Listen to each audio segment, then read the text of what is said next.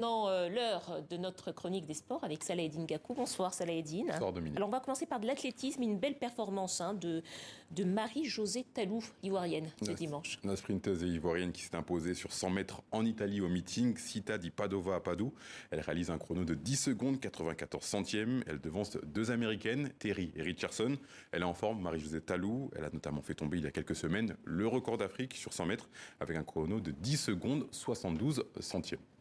On va parler football avec un chiffre à retenir. En Espagne, si je dis 237, expliquez-nous. 237 matchs de suite disputés en championnat pour Iñaki Williams avec l'Athletic Bilbao. Série débutée le 17 avril 2016. On vous en parle parce qu'il a été annoncé blessé en début de semaine. Une blessure à la cheville, mais il a finalement tenu sa place ce dimanche avec l'Athletic Bilbao contre l'Espagnol de Barcelone. Rappelons qu'Iñaki Williams a récemment opté pour la nationalité ghanéenne.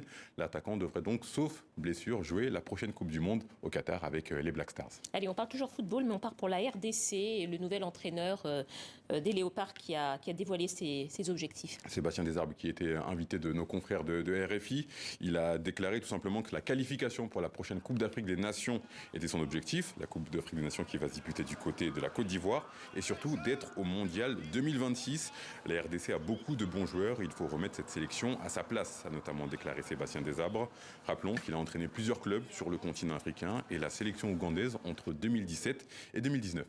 Allez, on va s'intéresser au MMA, sport de combat, et puis son champion, Francis Ngannou, qui pourrait faire son retour. Un retour très attendu, Francis Ngannou, 22 janvier 2022. C'est la date de son dernier combat, celui qu'on surnomme The Predator, combat qu'il a emporté face au Français Cyril Gane.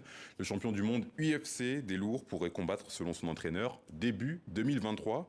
Et l'adversaire du Camerounais, Francis Ngannou, pourrait être un Américain, John Jones, affaire à suivre. On va parler des Jeux de la francophonie. Ceux-là, ils doivent se tenir normalement l'année prochaine à Kinshasa, en République démocratique du Congo. Et on commence à se demander s'ils auront bien lieu.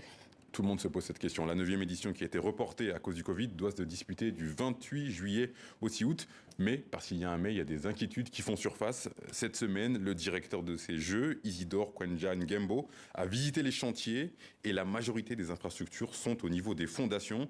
Isidore Kwanja Ngembo a exhorté les entreprises à finaliser les travaux dans les temps. Donc suspense par rapport à la tenue de ces prochains Jeux de la francophonie. On suivra bien sûr. On reste en RDC pour finir tout à fait autre chose, puisque vous nous parlez d'une école de foot, mais qui est ouverte dans un lieu tout à fait inédit. On s'intéresse à une école de foot, une nouvelle école de foot un peu spéciale, créée dans le parc national des Virunga, dans l'est du pays. Elle accueille des jeunes de 10 à 16 ans, venus des villages environnants, avec l'espoir, le rêve pour ces jeunes Congolais de devenir footballeurs plutôt que musiciens. On regarde le sujet signé Oumi Diallo. Ils marchent au pas, un peu comme des soldats.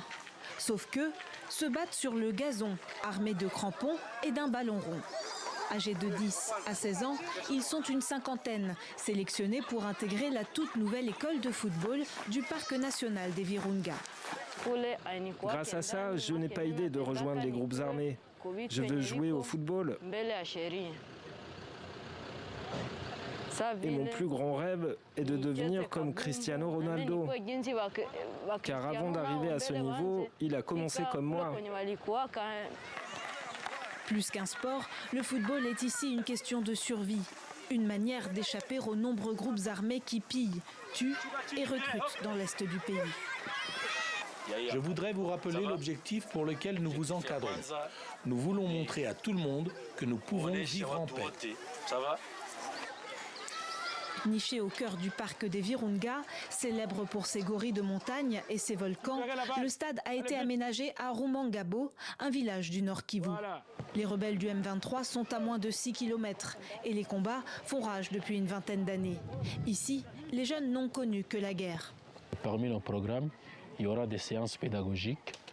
Et à travers ces séances pédagogiques, on va les récupérer mentalement.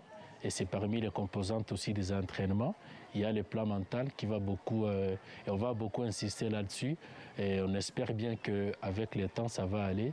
Et nous aurons de très bons joueurs et mentalement bien préparés, et techniquement, tactiquement et physiquement bien préparés. Pour la direction du parc, cette académie représente une formidable opportunité de changer l'image de la région. Quand on parle de l'Est de la RDC, la plupart ne voient que les groupes armés. de voir que les jeunes qui sont dans les groupes armés. Et pour nous, on n'a pas voulu que ces histoires continuent. Alors, nous avons bon jugé de prendre ces jeunes, les sensibiliser, afin qu'ils comprennent que le parc national de Virunga, c'est un moyen de développement pour eux. Le parc a choisi d'employer des déplacés de guerre au sein de l'académie. Certains jeunes rêvent même de devenir gardes pour lutter contre le braconnage et le commerce de charbon de bois provenant du parc. Voilà, sujet commenté par Oumi Diallo. Merci beaucoup Salah Eddine. À bientôt. À bientôt.